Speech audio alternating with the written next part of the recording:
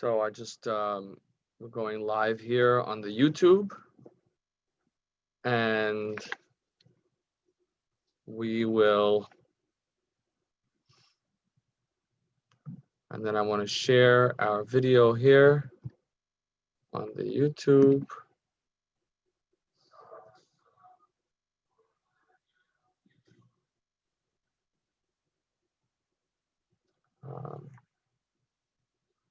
Where do we do this here?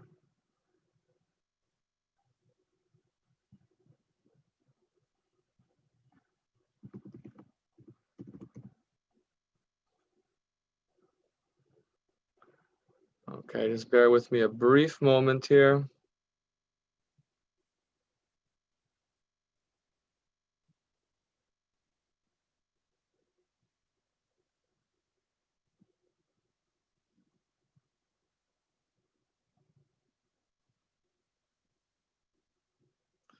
Okay. Control V.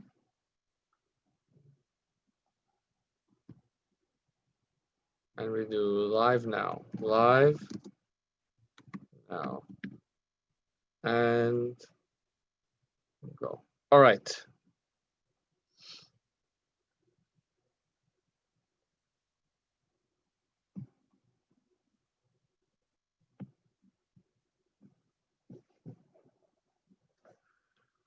Okay, good morning, everyone, and welcome to Cultivating Character, Life Wisdom from Pirkei Avos, our Ethics of the Fathers.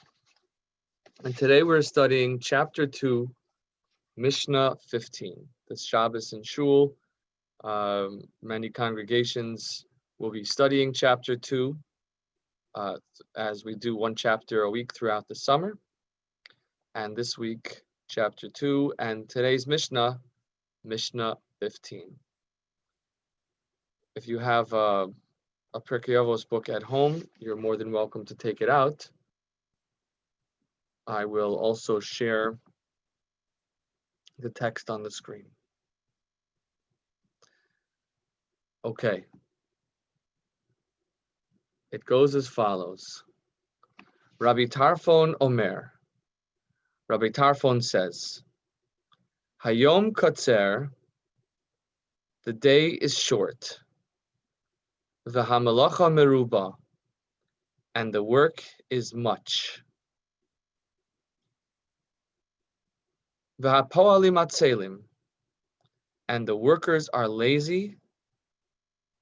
V'hasachar harbe, the reward is great. Ubal habayis dochik, and the boss is urging. So on the face of it, this Mishnah, again, the day is short, the work is much, the workers are lazy, the reward is great, and the boss is urging. On the face of it, this Mishnah is a teaching about procrastination.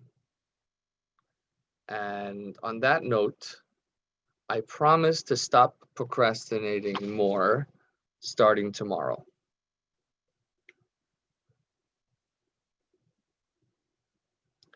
So if we look at this Mishnah on the simplest note, it's saying we have a sacred mission and we should be committed and driven in our sacred work. And it really addresses on a psychological level some of the common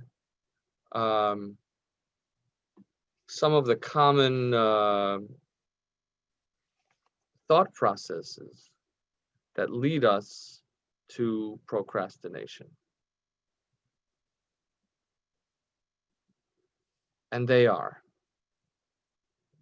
I have plenty of time, right? That's the common thinking is, what's the big deal? There's no rush. I can do this. And so to this end, the rabbis tell us, Rabbi Tarfon tells us, Hayom Kotzer. The day is short. We don't have time. No, we have to recognize that there is a limited amount of time in my life and in my day, and I don't have all the time in the world.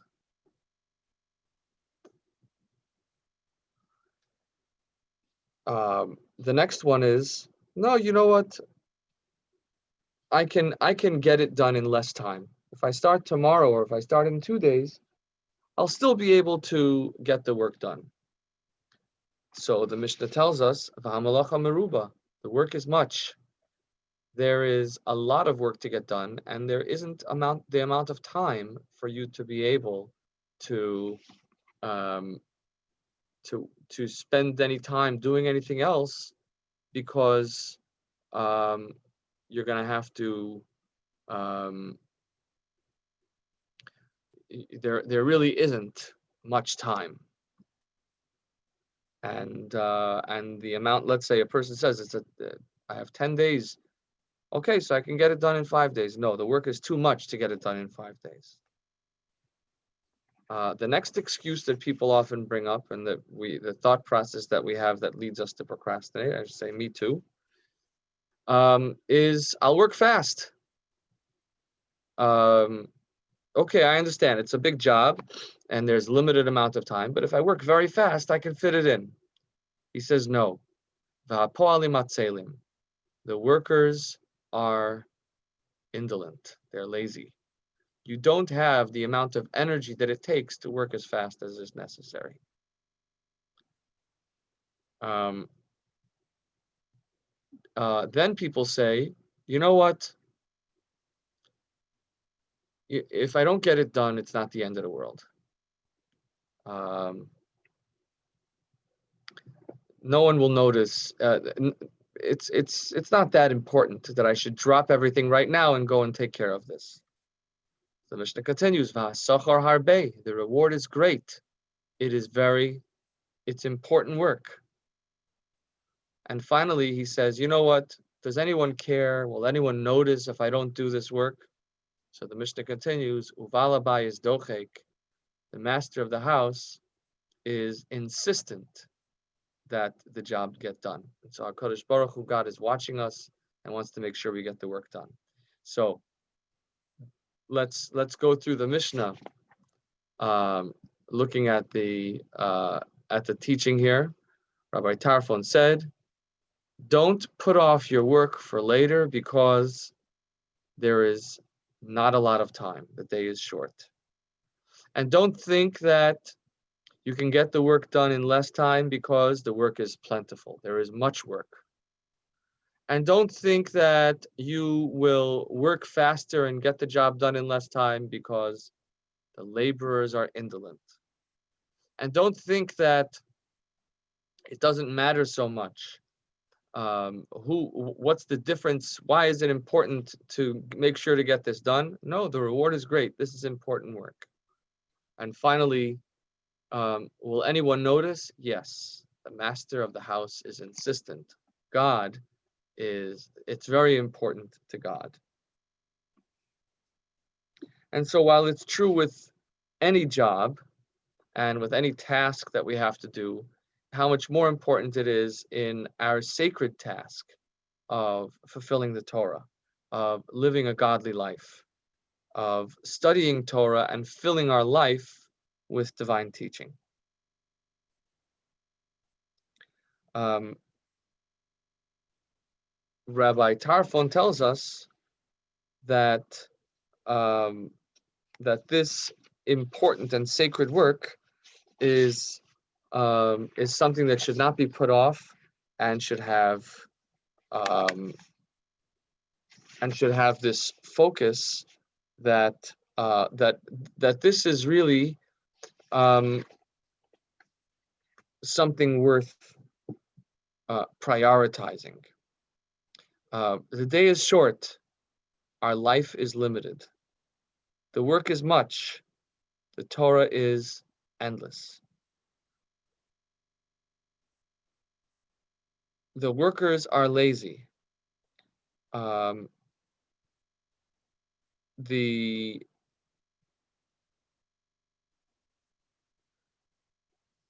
our tendency is to allow time and opportunities to pass up and then try to catch up. But our sages tell us that everything Hashem created in this world, he created for a purpose, or he did not create anything for no purpose. And therefore, every talent we're blessed with and every resources we're granted with needs to be used into the service of Hashem. In different words, the rabbis say that if a person, the Talmud says that if a person forsakes the Torah for 1 day, the Torah will forsake him for 2 days. So what does this mean? It's not a matter of spite. It's to say that when we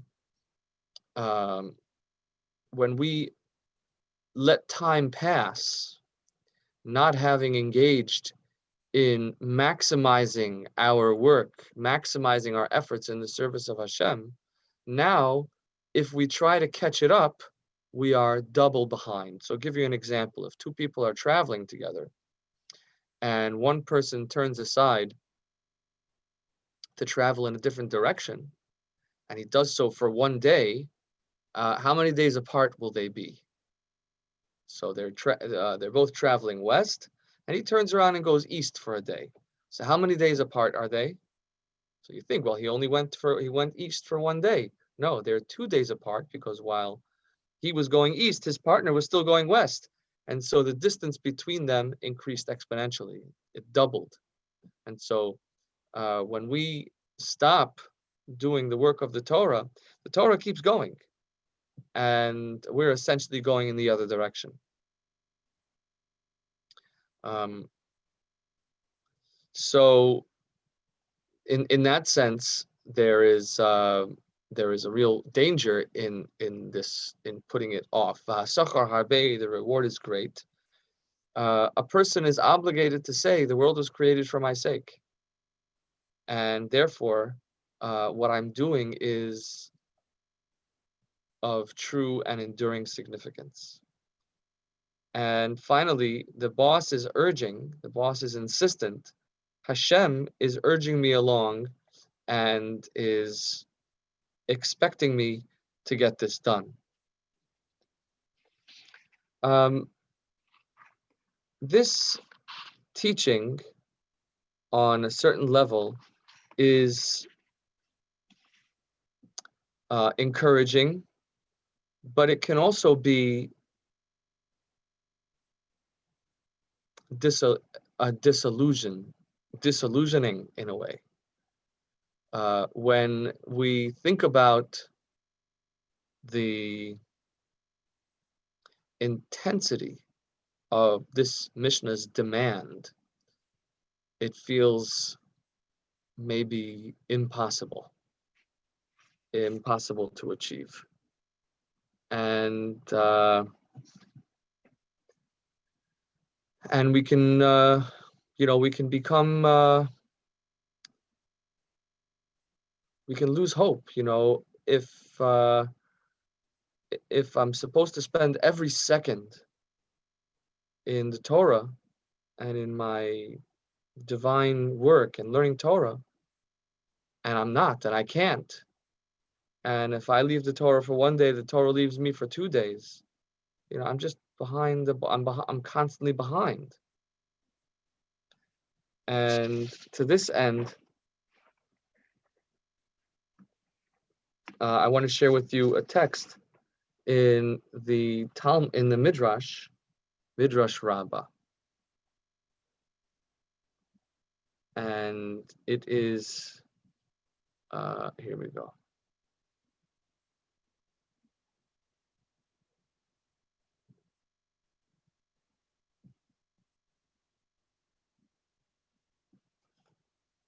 So there are 3 things that, when Moshe heard, caused him to recoil.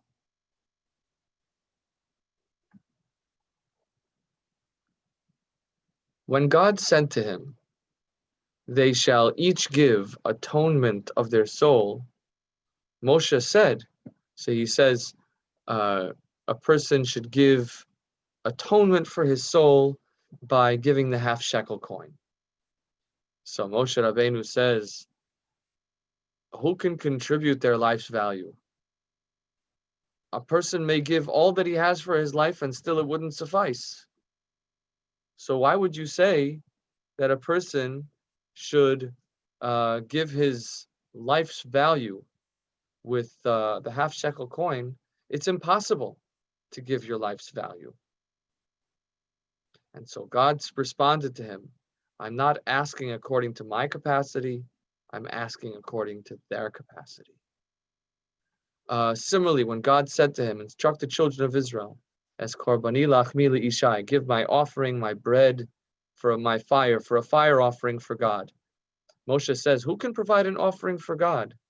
If we offered all the animals of the field and gave all the trees of Lebanon as firewood, it would never be enough to offer anything real to God. So again, God said to him, I'm not asking according to my capacity, but rather according to their capacity. And finally, when God said to him, you shall make a sanctuary and I will dwell within them, build a temple for me. Moshe said, who can make a sanctuary in which he might dwell? The heaven and the earth cannot contain you. So how can we make a sanctuary for God? So God said to him, I'm not asking according to my capacity, but rather according to their capacity. It's true that the entire world cannot contain my glory, but all I ask of you is a tabernacle made of 20 panels to the south, 20 panels to the north, and 8 panels to the west. Which is to say that, in a sense, we shouldn't look at this as getting the job done from God's perspective. Rather, we should look at it as doing our work from our perspective. And so in a sense, this Mishnah, this teaching offsets that by reminding us that God knows who we are and essentially expects from us only that which we are able to accomplish. Indeed, the next Mishnah, also a teaching by Rabbi Tarfon, says a similar sentiment. And I will share it with you here.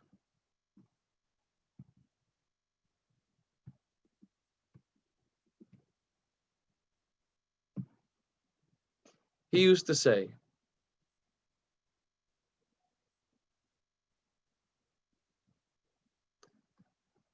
Rabbi Tarfon used to say, Lo alecha hamalacha ligmor, v'iyata ben chorin lihibatel mimena.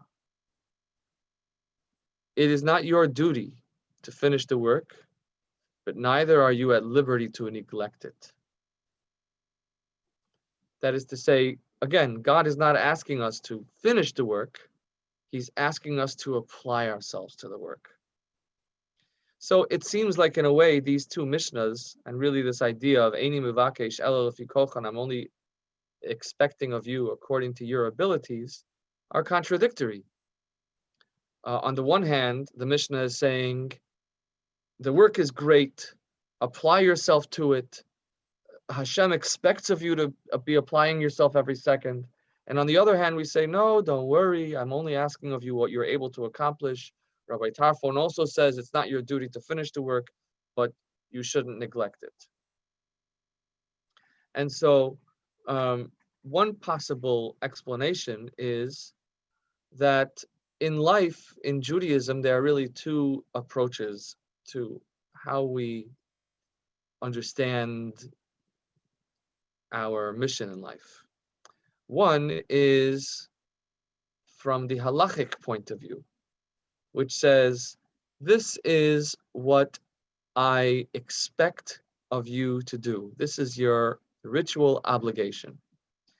On the other hand, there is the Pirkei Avos, the ethical teaching, Mili, the Pirkei Avos is taught to be Mili de Chasidusa, a teaching of piety, in which we are supposed to go the extra mile. In fact, the Pirkei Avos is taught as I said, Mili de Chasidusa, teachings of piety. And while we generally translate the word chassid as pious, it actually has another connotation, and that is its similarity to the Hebrew word chesed, which means kindness.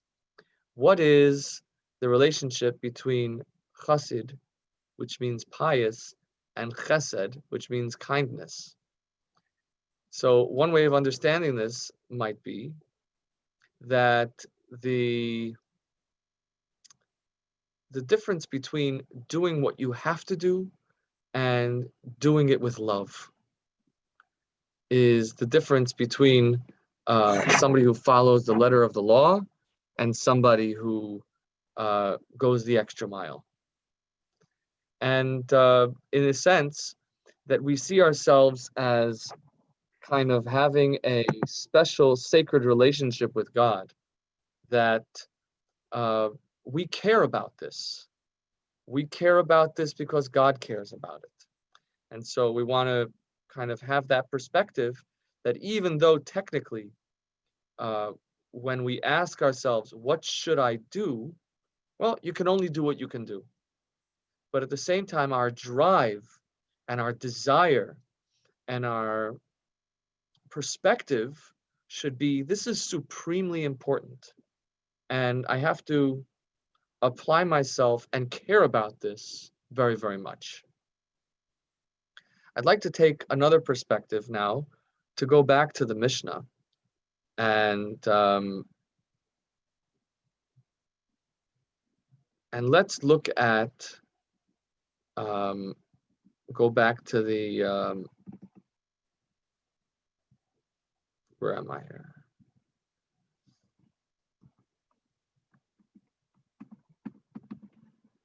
I want to get the previous Mishnah up here. All right, it's going to take me a second here.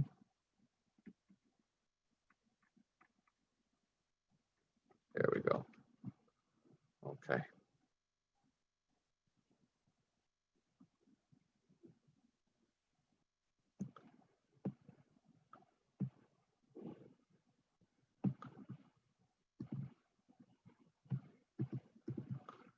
Okay.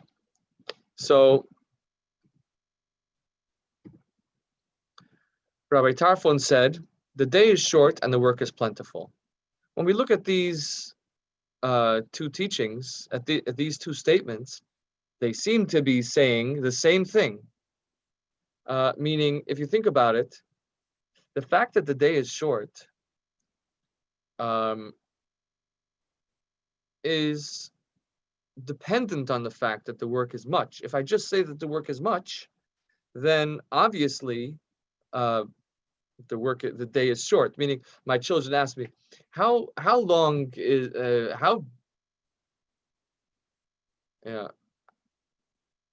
how long is something, or how long is a string? You know, the word long and short are indeterminate statements. They're relative statements. And so if the Mishnah says the work is much, it obviously means that it's greater than the amount of time I have available. So in a sense, it seems like a redundant statement.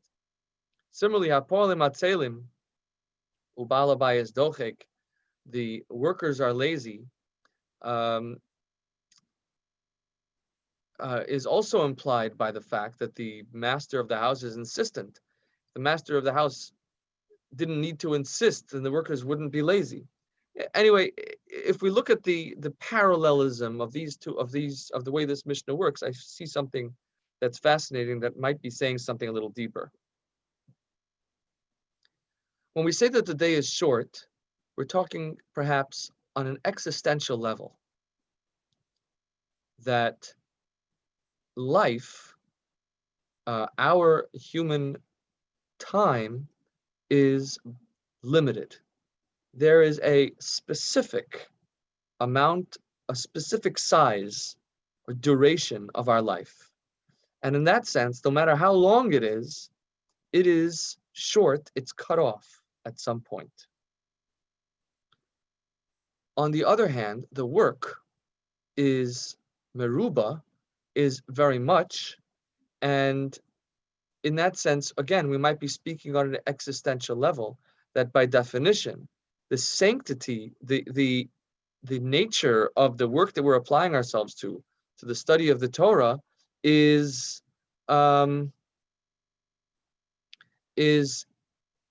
infinite, not just long, but infinite.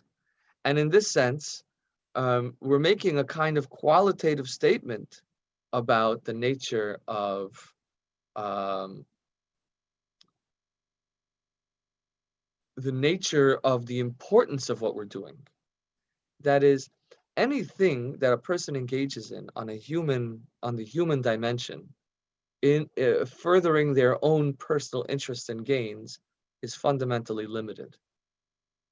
And anytime a person engages in sacred work, in Torah work, in connecting with Hashem, they're doing something that's fundamentally eternal. It is great work. It's work that touches infinity. Similarly, when we talk about the polymatselim, the workers being lazy, I think that it might be speaking to the very human experience of the fact that we have not only limited time, but limited energy. The capacity for atzlus, for laziness, is not necessarily saying that we are lazier than we should be, but that we experience sloth, we experience fatigue. The ability of the human being to extend their energy is limited. Whereas on the other hand, Ubal Habayis Dochik, the master of the house, is insistent, meaning Hashem is pushing us. And remember that this is Baal Habayis. Remember that he is the one who asked us to do this, and he is the one who created this house, and with it all of the conditions of the human experience. He is the one who placed these limitations upon us, and yet he is dochek, he is pushing us to do it. And so in a sense, we might say that while we have limited physical capacity, God is not only cheering us on, but he is giving us the courage, he's giving us the strength to do what we need to do. Sometimes people say God doesn't ask us to do something that we don't have the capacity to accomplish. But at the same time, we don't always feel like we have what it takes to confront that which we are confronting. Instead, we could say that God is giving us the strength, and we have to sort of open ourselves up to receiving that strength that God is giving us. We might have been too weak 5 minutes ago, but right now, Hashem is pushing us. And finally, we might say that if I'm doing only a little part, it's true that I might be doing something that touches the infinite, but I'm only doing a little part. So he says you should recognize v'hasachar harbe, the reward is also great. And I would point back to the relationship between these two words. The malacha meruba, look at that Hebrew root, resh beis hey, and the hasachar, the reward, is also harbe, resh beis hey. Great and great, much, much, infinity, infinity. When we use the word much without a measurement, we mean endless. And so if the work is endless and the thing that we're doing is infinite, the reward too is connection with the infinite. And in a sense, the meaning that we have in life from so that's both in our physical life, the sense of meaning that we have in doing something for God and in doing something that's connected with eternity, is the experience of being able to reach outside of my own limitations, even in my limitations, belonging to something larger than myself. That's, in a sense, the Sachar Harbe, the reward of eternity. And I think there's also something magical about this Mishnah that suggests that that even in the Yom Katzer, even in the short day, there is still the capacity to engage in the Malacha Meruba, in the infinite work. And even in the Poalim Atzelim, even in the limited capacity of the human physical condition, we have the ability to attain Sachar Harbe, reward for being larger than ourselves, for being connected with the infinite. Because, and remember that it's all about Ubala Bayis Dochek, God giving us the strength, God pushing us. And remember that He is the one who placed these limitations upon us. So that's my spiel for today. I'd like to open the floor up for questions, comments, or thoughts from anyone who's watching us today. If you want to unmute yourself, I'd love to hear what you have to say.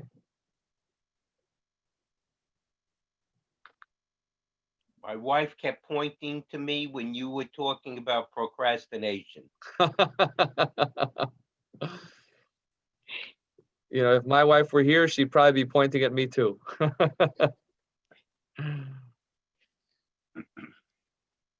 Yeah. It's like the Torah is telling us, don't leave for tomorrow what you can do today. Right. And the truth is that when we talk about eternity, it's more than putting off for tomorrow what you can do today. It's that actually you can never do tomorrow what you can do today. It's actually impossible ever to do tomorrow something that you can do today. Because each time has its own sacred mission. Each moment has its own meaning. And so specifically because we're talking about infinity, about doing work that's infinite. So when it comes to natural work, human work, let's say I have to bake a cake, right? So baking a cake, if you read the recipe, 30 minutes prep time, 20 minutes 15 minutes prep time, 30 minutes baking time, let's say, right? So it's a 45-minute job. So you can do that at any time of the day or night. Because it's a finite task with a finite beginning and end. But when we're talking about doing Torah work, it's not finite. There's no beginning and end to it. And therefore, what matters not, did you get the job done? What matters is, did you fill your time with Torah? And therefore, if you don't do it now, you can never get this back because it's infinite, because it's not about finishing it, because you're never going to finish it. It's about applying yourself to it. And I think that might be what Rabbi Tarfon is suggesting also in the next Mishnah. He's not trying to let us off the hook by saying the work is not for you to finish, but you should not recuse yourself from it. He's not saying don't worry about it because you can't finish the job. He's saying, no, this work is essentially unfinishable. And therefore, the only thing that matters is that you sanctify every second by connecting this moment to that infinity, to that endless work. So if you do it today, you'll do it, you have today. If you do it tomorrow, you have tomorrow. If you think you're going to do today's tomorrow, then you only miss today. But when I don't do it, and I know I'm supposed to do it or I want to do it, it weighs on me even though I'm not dwelling on it all the time. And then when I finally do it, number one, it helps me going forward because I've got that knowledge and that freedom behind me. And as far as the Torah is concerned, it's it it affects me in what I've learned in the rest of my life. So this is something that I didn't have the knowledge before, but now that I've got it, I could affect things differently. Right. I think there's also another aspect to this, which is that when we are doing um, in contrast to finite work, you're either getting the job done or you're not getting the job done. Whereas when we talk about Torah work, it's possible to be doing other things that are dedicated to making it possible to study Torah, so that such that even when a person is sleeping, for example, they're sleeping in order to be able to have strength to study Torah. So even when they're not studying Torah, it's connected with that infinity. Because again, it's not a finite task, it's an infinite task. And so all that matters is that you put yourself to it to the maximum that you can. And sometimes not doing it is also part of doing it.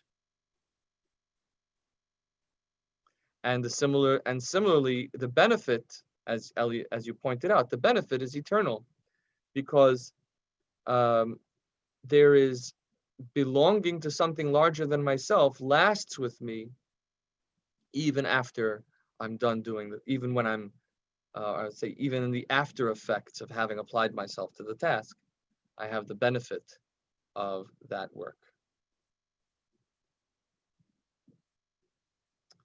So thank you for your participation. Thank you for joining us this morning, and I look forward to seeing you, Be'ezus Hashem, next week, as we do chapter 3. So have a good week, everyone.